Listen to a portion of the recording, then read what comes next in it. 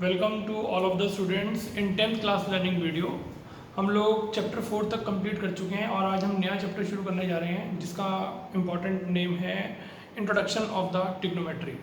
Trigonometry आपका whole life जब तक आप मैथमेटिक्स पढ़ते रहेंगे कहीं ना कहीं आपको काम आएगा। 10th क्लास में ट्रिग्नोमेट्री का बेसिक कंसेप्ट है, तो ये जो बेसिक कंसेप्ट जिस बच्चे को अच्छे से समझ में आ जाता है, माइंड को क्लिक कर जाता है, उन्हीं को ये चैप्टर बहुत बढ़िया लगता है। आइए हम इस इंटरेस्टिंग चैप्टर को स्टार्ट करते हैं। इसको पढ़ने के लिए आपको थोड़ा सा इंट्रोडक्शन अच्छे से सीखना पड़ेगा, कुछ बातों को अच्छे से समझना पड़ेगा, तभी ये चैप्टर आपके अच्छे से समझ में आएगा। देखिए, ट्रिग्नोमेट्री के अंदर हमेशा राइट ट्राइंगल की जरूरत पड़ती है, हमेशा राइट ट्राइंगल की जरूरत पड़ती है। ये मैंने आपके सामने एक राइट ट्राइंगल बनाया जिसमें एंगल बी 90 डिग्री का है और इसका नाम ए लिख दिया, इसका नाम सी। इस लाइन का नाम है हाइपोटेन्यूस, ठीक है। अब इन दोनों में एक परपेंडिकुलर है और एक बेस है, लेकिन ये नहीं पता कि कौन परपेंडिकुलर है और कौन बेस है, ठीक। अब आप तो सीधी लाइन को परपेंडिकुलर बता दोगे, इसको बेस, ऐसा नहीं है। मैं अगर फिगर को घुमा दूं तो ये परपेंडिकुलर बन जाएगा और ये बेस बन जाएगा, ऐसा नहीं है। परपेंडिकुलर और बेस डिपेंड करता है कि आपने कौन से एक्यूट एंगल को सिलेक्ट किया है। सपोज कीजिए आपने एंगल सी के साथ थीटा ले लिया, ठीक है। Theta is the Greek language word, तो हमने थीटा एक एंगल मान लिया, सी पॉइंट पर लिया। तो अब आपको क्या याद रखना है कि जिस पॉइंट पर आप एक्यूट एंगल को सिलेक्ट करोगे उसके नीचे की लाइन का नाम बेस होगा और सामने की लाइन का नाम परपेंडिकुलर। समझ गए? अगर ये थीटा आपने यहां सिलेक्ट किया होता ना, यहां पर एंगल ए पर, तो सामने की लाइन परपेंडिकुलर होती और एंगल के नीचे वाली लाइन का नाम क्या होता? बेस, ठीक। और ये तो हमेशा सेम रहेगी क्योंकि हाइपोटेन्यूस तो हमेशा 90 डिग्री के सामने होती है। आया समझ में? इसलिए एक्यूट एंगल जो भी आप सेलेक्ट करेंगे टर्म्स के साथ, उसके नीचे की लाइन का नाम हमेशा बेस होगा, ठीक। अब ट्रिग्नोमेट्री में आपको 6 नाम याद रखने हैं। देखिए 6 नाम कौन कौन से हैं। सबसे पहले नाम आता है साइन, इसके बाद नाम आता है कॉस, इसके बाद नाम आता है टेन। अब मैंने इसके साथ कौन सा एक्यूट एंगल लगा दिया? थीटा, ये देखिए। और थीटा कौन से पॉइंट पे लिखा हुआ है? सी पर। आइए इन सब के रेशियो निकालते हैं। साइन का उल्टा होता है कोसेक, उल्टा थीटा। कॉस का उल्टा होता है सेक थीटा, राइट। और टेन का उल्टा होता है, बोलो क्या? Cot theta. ये देखिए, साइन का उल्टा कोसेक, कॉस का उल्टा सेक और टेन का उल्टा बोलिए क्या? कॉट। और इनके साथ एक्यूट एंगल कौन सा लगा हुआ है? थीटा। थीटा कहां लिखा हुआ है? फिगर में डिपेंड करता है, सी पे लिखा हुआ है, तो सी के नीचे की लाइन बेस और इस लाइन का नाम परपेंडिकुलर। अगर ये एंगल थीटा ए पॉइंट पर लिखा होता या मैंने यहां पर ए लिखा होता, अभी मैंने थीटा का मतलब यहां सी लिखा हुआ है, साइन सी। अगर ए लिखा होता तो इसके नीचे की लाइन ये बेस हो जाती और सामने वाली लाइन क्या हो जाती? परपेंडिकुलर। तो ये टर्म्स याद हो गई आपको। देखिए क्या नाम है इसका? सिन नहीं है, इसको बच्चे सिन बोलते हैं, सिन नहीं है, साइन है। क्योंकि जब मैं इसकी फुल फॉर्म लिखूंगा ना तो साइनजेंट, तो एन के बाद ई आएगा, तो साइनजेंट पूरा नाम ना बोलकर छोटा सा नाम बोलते हैं साइन। जैसे कॉसजेंट, कॉस, टेंजेंट ओनली टेन, कॉटजेंट, सेकजेंट, कॉसेकजेंट। तो साइन, साइन का उल्टा याद रखना है कॉसेक, कॉस का उल्टा क्या याद रखना है? सेक, और टेन का उल्टा क्या याद रखना है? कॉट, ठीक है। अब जरा ध्यान से समझिए, मैं आपके सामने इनका आंसर निकालने का एक फॉर्मूला लिख रहा हूं, एक छोटा सा मुहावरा।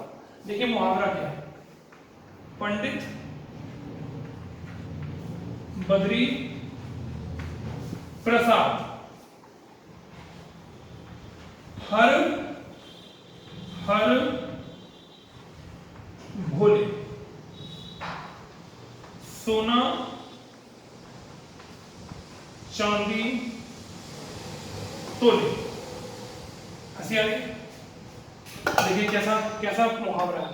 पंडित बद्री प्रसाद हर हर भोले सोना चांदी तोले, ये देखिए, ठीक है। अब देखिए पंडित का पी, देखिए पी पंडित, बद्री का बी, प्रसाद का पी, हर का एच, फिर से हर का एच, भोले का बी, सोना का एस, एस माने साइन, चांदी का सी, सी माने कॉस, तोले का टी, टी माने टेन। साइन का उल्टा होता है कॉसेक, कॉस का उल्टा होता है सेक और टेन का उल्टा है कॉट। जब तक ये एक्सरसाइज आपकी 8.1 चलती रहेगी आप कॉपी में हर पेज पे कॉर्नर पर ये चार्ट बनाएं। चार्ट कैसे बनाएंगे? मन मन में रिवाइज करते रहेंगे। पंडित बद्री प्रसाद, ना पंडित लिखना है ना बद्री लिखना है ना प्रसाद, आपको लिखना पंडित बद्री प्रसाद, यानी कि पंडित का पी, बद्री का बी, फिर प्रसाद का पी। हर हर भोले, एच एच बी, सोना चांदी तोले, साइन कॉस टेन, साइन का रेसिप्रोकल कॉसेक, कॉस का उल्टा सेक और टेन का उल्टा कॉट। ठीक है, और ये 6 टर्म्स के फॉर्मूले से अब हम इनके रेशियो निकालेंगे। ठीक है, तो ये टर्म आप अच्छे से याद कर लीजिए। देखिए इसकी जगह ना एक और मुहावरा भी आता है, अगर आपको ये वैसे अच्छे से याद, बच्चों को ये बातें जल्दी याद जाती हैं। पाकिस्तान, देखिए अब एक और मुहावरा है, पाकिस्तान भूखा प्यासा, हिंदुस्तान हरा भरा। ठीक है, तो पाकिस्तान भूखा प्यासा, हिंदुस्तान हरा, पहला साइन, दूसरा कॉस, तीसरा टर्म। तो आप चाहे ये याद कर लीजिए, चाहे मैंने आपको बताया पंडित बद्री प्रसाद, हर हर भोले, सोना चांदी। ठीक है, अब दो बातें, कौन सी दो बातें ध्यान से सुनो। देखिए दो बातें कौन सी, इस नाम को देखकर चार्ट देखना, इस नाम को देखकर फॉर्मूला लिखने के लिए चार्ट देखना। ठीक है, और इस एंगल से देखना है फिगर में, उस चार्ट में फिगर में नाम क्या है। नाम से चार्ट देखना है, एंगल से फिगर देखनी है। ठीक है, आइए सबसे पहले एग्जांपल, साइन, बताइए साइन का फॉर्मूला क्या है? P अपॉन H, ये रेशियो है, तो इसके आगे लिख दूंगा मैं P अपॉन H। P मने परपेंडिकुलर और H मने हाइपोटेनियस। अब हमें क्या पता कौन परपेंडिकुलर है कौन हाइपोटेनियस?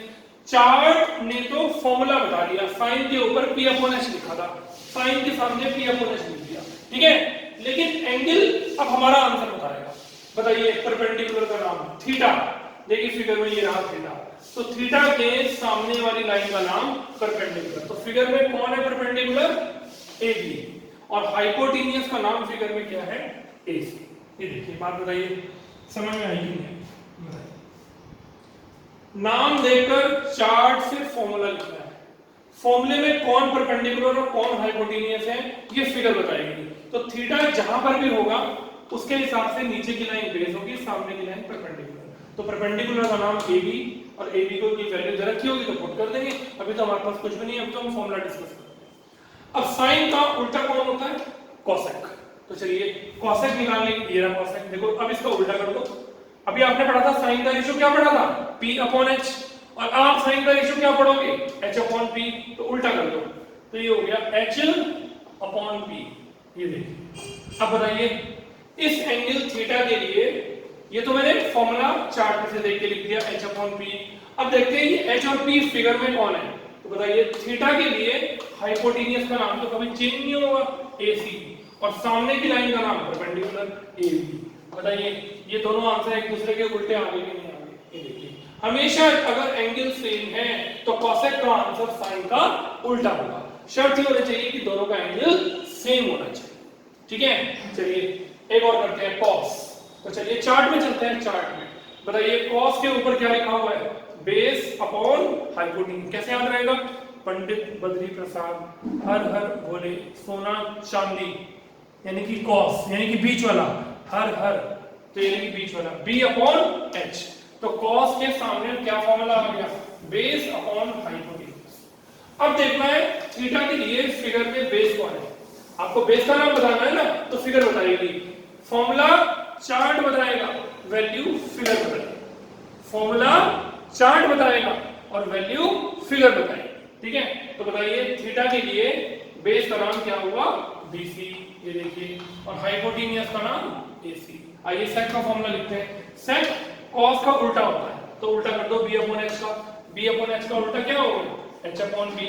अब बताइए थीटा के लिए हाइपोटेन्यूज का नाम क्या है? AC, और थीटा के लिए बेस का नाम क्या है? BC। ये देखिए, जहां भी एंगल बना होगा उसके नीचे की लाइन का नाम बेस होगा, और सामने की लाइन का नाम क्या होगा? सामने की लाइन का नाम परपेंडिकुलर होगा। ठीक है, आइए तीसरा नाम पढ़ते हैं। तीसरे का आंसर क्या है? 10। देखिए 10 का फॉर्मूला क्या होता है? P upon P। तो चार्ट में से फॉर्मूला लिखना है। देखिए फॉर्मूला लिख दिया, फटाफट लिख दिया। अब थीटा के लिए परपेंडिकुलर का नाम बताइए, थीटा के लिए परपेंडिकुलर का नाम, सामने की लाइन कौन हो गई?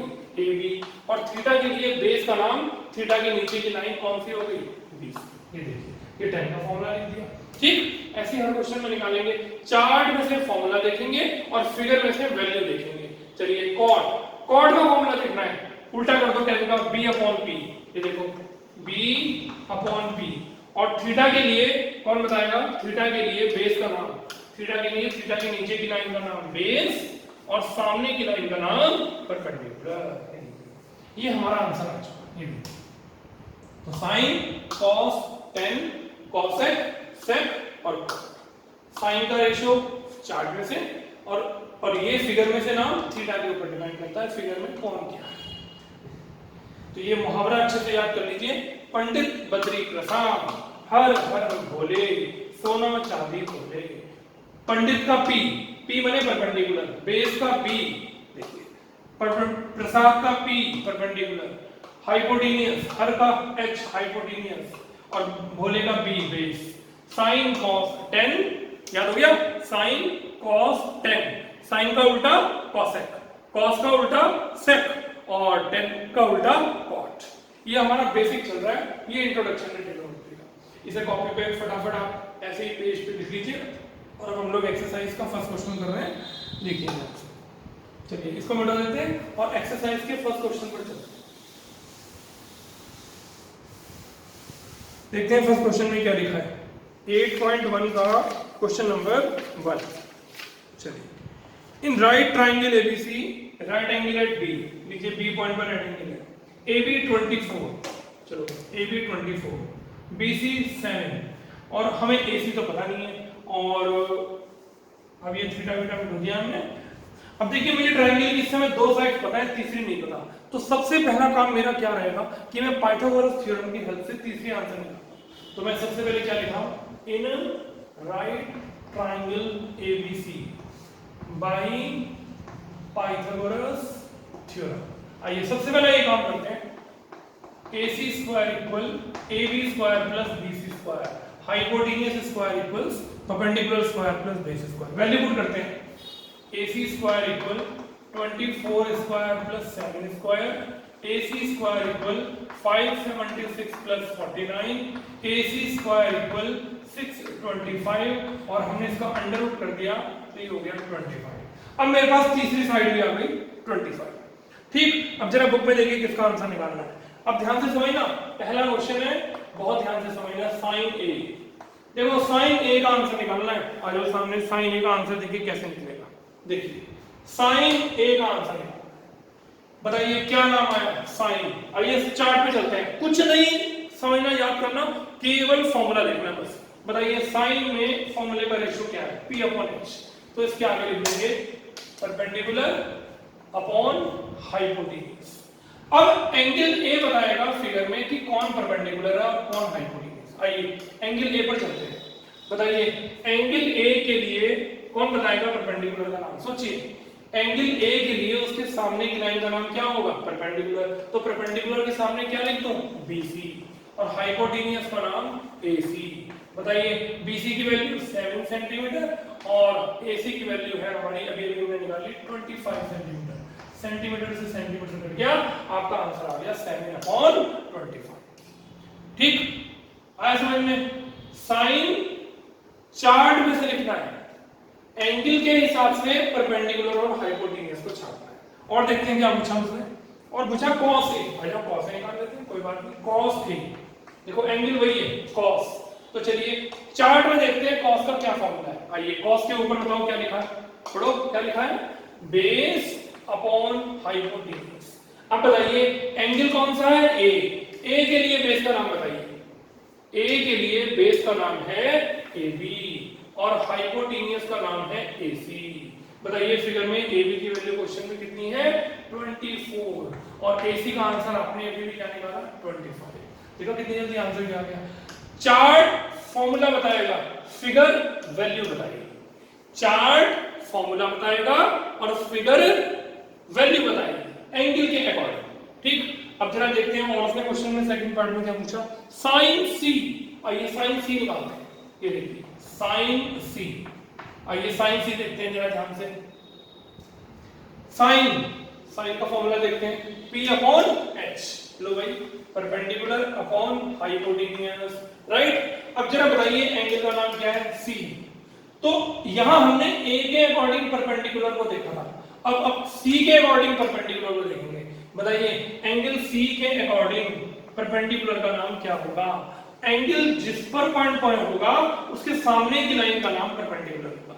जिस भी पॉइंट पर एंगल होगा, C पॉइंट पर एंगल है तो C के सामने की लाइन का परपेंडिकुलर का नाम क्या होगा? AB। और हाइपोटेन्यूज का नाम क्या है? AC। बताइए AB की वैल्यू कितनी है? 24/25। आपका आंसर भी आ गया। देखो कितनी जल्दी। चार्ट फॉर्मूला बताएगा और फिगर वैल्यू बताएगा, किसके हिसाब से? एंगल के हिसाब से।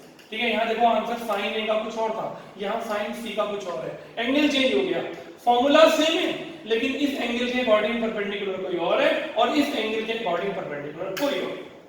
ठीक है, एक और आंसर उसने पूछा आपसे, cos C। चलिए चार्ट में से देखते हैं cos का फॉर्मूला है, देखो सामने लिखा हुआ है, चार्ट हर पेज पे लिखना है आपको इसको, बेस अपॉन हाइपोटेन्यूज। अब बताइए C के लिए बेस का नाम, C के लिए बेस का नाम बोलो क्या है? BC। और हाइपोटेन्यूज का नाम AC। BC की वैल्यू 7, AC का आंसर 25। देखिए आपका आंसर आ गया 7/20। यहाँ भी cos का आंसर निकाला है, यहाँ भी, यहाँ एंगल A है, C है, फॉर्मूला सेम है, लेकिन एंगल A के लिए बेस कोई और है और एंगल C के लिए बेस कोई और है। तो बेस कौन सा होगा? जो एंगल सेलेक्ट करेंगे उसके नीचे की लाइन। अगर C सेलेक्ट किया तो नीचे की लाइन बेस, अगर A सेलेक्ट किया तो नीचे की लाइन। तो जो लाइन बेस होगी तो बची हुई दूसरी क्या होगी? परपेंडिकुलर। यानी कि जिस एंगल को आप सेलेक्ट करेंगे उसके सामने की लाइन परपेंडिकुलर और नीचे की लाइन बेस। ठीक है, आइए एक और क्वेश्चन करते हैं, सेकंड क्वेश्चन करते हैं और बढ़िया समझ में आएगा। सेकंड क्वेश्चन करते हैं। ट्रिग्नोमेट्री का बेसिक बहुत जरूरी है अच्छे से समझना, जिससे आपको और अच्छे से क्लियर हो जाए। ये चार्ट आपको हर पेज पर बनाना है, हर पेज पर, जब तक ये एक्सरसाइज चलती रहेगी। एक ट्राइंगल दिया हुआ है PQR, सेकंड क्वेश्चन कर रहे हैं हम, 8.2 का सेकंड क्वेश्चन कर रहे हैं। ठीक है, ये राइट ट्राइंगल दिया हुआ है और Q पॉइंट पर 90 डिग्री का एंगल है और ट्राइंगल का नाम है PQR। ठीक, अब बताइए ये 12 सेंटीमीटर दिया हुआ है और ये 13, हमें तीसरी साइड मालूम नहीं है, तो सबसे पहले क्या करेंगे? इन right triangle PQR by Pythagoras theorem. आइए थ्योरम लगाएं, PR² इक्वल हाइपोटेन्यूज का स्क्वायर इक्वल परपेंडिकुलर स्क्वायर यानी कि PQ² प्लस QR स्क्वायर। तो वैल्यू पुट करते हैं, 13² इक्वल 12² प्लस QR स्क्वायर। ये हो गया 169, ये हो गया 144 और प्लस क्या? QR square. इन दोनों को माइनस कर दो, QR स्क्वायर की वैल्यू आ गई 25 और जब मैं इसके ऊपर से स्क्वायर हटाऊंगा तो 25 का इंटू क्या हो गया? 5। तो ये बची हुई तीसरी साइड आपके पास कितने सेंटीमीटर आ गई? 5। ठीक है, चलिए अब देखते हैं किस किस का आंसर निकालना है। 10P और cot R। आइए 10P का आंसर निकालते हैं और cot R का आंसर निकालते हैं। जरा ध्यान से समझिएगा, सब कुछ वही है, बहुत ध्यान से। रुक गया, देखो मैं, कोई जल्दी नहीं, बहुत आराम से। आइए 10 चार्ट में चलते हैं सीधा। बताइए सीधा 10 का फॉर्मूला परपेंडिकुलर अपॉन बेस, तो मैं 10 के आगे लिख रहा हूं परपेंडिकुलर अपॉन बेस। ठीक, अब एंगल का नाम बताइए क्या है? P। ये रहा एंगल P। देखिए बताइए एंगल P के लिए परपेंडिकुलर का नाम क्या होगा? एंगल P के लिए परपेंडिकुलर का नाम होगा उसकी सामने की साइड। ठीक है, तो बताइए परपेंडिकुलर का नाम क्या हो गया? QR। और बेस का नाम उसके नीचे की लाइन, उसके नीचे की लाइन क्या नाम हो गया? PQ। ठीक है, आपकी वैल्यू आ गई 5/12। 10 फॉर्मूले में से लिखा P/B। एंगल P के लिए परपेंडिकुलर का नाम, एंगल P के लिए परपेंडिकुलर का नाम सामने की लाइन QR, बेस का नाम उस एंगल के नीचे की लाइन PQ। बच्चे इसे परपेंडिकुलर समझते ना, एंगल के ऊपर डिपेंड करता है कि कौन परपेंडिकुलर होगा और कौन बेस होगा। चलिए cot R। अब बताइए cot R कितना होगा? जब मैं लास्ट क्लास में पढ़ा रहा था और जल्दी से cot R की वैल्यू लिखने वाला था तो पीछे से बहुत तेजी से एक होशियार सी लड़की बोली, सर आंसर 12/5 होगा। मैंने आराम से उस लड़की को देखा, मैंने पूछा भाई आपने किसी बिहाफ में कह दिया कि 12/5 होगा? तो बोली सर आपने तो कहा था कि cot 10 का उल्टा होता है। मैं तो आज भी कह रहा हूं कि कॉट की वैल्यू 10 की वैल्यू की उल्टी होती है। ठीक है, अब जरा 10 की वैल्यू बताइए कितनी थी, 5/12। तो कॉट की वैल्यू उस लड़की ने क्या सही बताई, 12/5। बिल्कुल गलत बताई। उसने आधी बात तो टीचर की सुनी और आधी बात को इग्नोर कर दिया। मैंने कहा था कि कॉट का आंसर 10 का उल्टा जरूर होता है, लेकिन एक शर्त बताई थी कि दोनों का एंगल सेम होना चाहिए। ये जो एक्यूट एंगल इनके साथ लिखा हुआ है ये सेम होना चाहिए। अगर ये एक्यूट एंगल सेम नहीं है तो कॉट का आंसर 10 का फॉर्मूला तो उल्टा हो सकता है लेकिन वैल्यू कभी उल्टी नहीं हो सकती। ठीक है, आइए चेक करते हैं कॉट। चलिए कॉट का फॉर्मूला देखते हैं। 10 का उल्टा उल्टा कर दो, बेस ऊपर परपेंडिकुलर नीचे। तो कॉट का फॉर्मूला हो गया बेस अपॉन परपेंडिकुलर। लेकिन अब की बार एंगल कौन सा है, आर। आइए फिगर में देखते हैं एंगल आर के लिए बेस का नाम क्या होगा। एंगल आर के लिए बेस का नाम होगा उसकी नीचे की लाइन, यानी कि कौन, क्यू आर। और सामने की लाइन का नाम क्या होगा, परपेंडिकुलर, पी क्यू। तो क्यू आर की वैल्यू 5 और पी क्यू का आंसर 12। अब बताइए क्या उल्टा है, एंगल चेंज होते ही फिगर में नाम चेंज हो गए, कुछ परपेंडिकुलर और बेस के नाम बदल गए। ये देखिए, तो एंगल आर तो नीचे की लाइन बेस और सामने की लाइन परपेंडिकुलर। ठीक, अब हमारा क्वेश्चन है 10p माइनस कॉट आर। आइए 10p का आंसर हमने क्या निकाला, 5/12 और कॉट आर का आंसर हमने क्या निकाला, 5/12। देखिए 5/12 में से 5/12 माइनस हो गया, बोलिए क्या आंसर बच गया, 0। ठीक है, समझ में आया। तो आज हमने ये दो क्वेश्चन और इंट्रोडक्शन आपके साथ इस छोटे से पार्ट में किया, छोटी सी वीडियो में किया, जिससे आपको बहुत बढ़िया तरह समझ में आए। तो आप इन दोनों क्वेश्चंस को कंप्लीट करिए, क्योंकि अगला क्वेश्चन है तो सब कुछ ऐसे ही लेकिन इससे अलग वैरायटी, अब नई पॉइंट शुरू हो जाएगा। तो मेरी आपसे रिक्वेस्ट है कि आज आप इतना ही करिए, एक तो इंट्रोडक्शन को अच्छे से समझ लीजिए और ये दो क्वेश्चंस उस इंट्रोडक्शन के बिहाफ पर जो मैंने आपको बताया इसकी वीडियो को अच्छे से देखकर उसे कंप्लीट करिए, जिससे हम लोग अगली वीडियो में आपको एक्सरसाइज के इसके जैसे खूब सारे क्वेश्चंस करा सकें। तो नेक्स्ट वीडियो में मैं इसके जैसा एक क्वेश्चन कराऊंगा और फिर उसकी वैरायटी को चेंज करूंगा। ठीक है, तब तक आप इसको कंप्लीट कीजिए। और बहुत अच्छा चैप्टर आज हमने शुरू किया है, ज़्यादा से ज़्यादा बच्चे कॉपी पेन लेकर इस काम को कंप्लीट करिए, जिससे हम इस चैप्टर को और इंटरेस्टिंग बनाकर आपके माइंड में डाल सकें। ठीक है, thank you very much, have a good day, take care of you, thank you.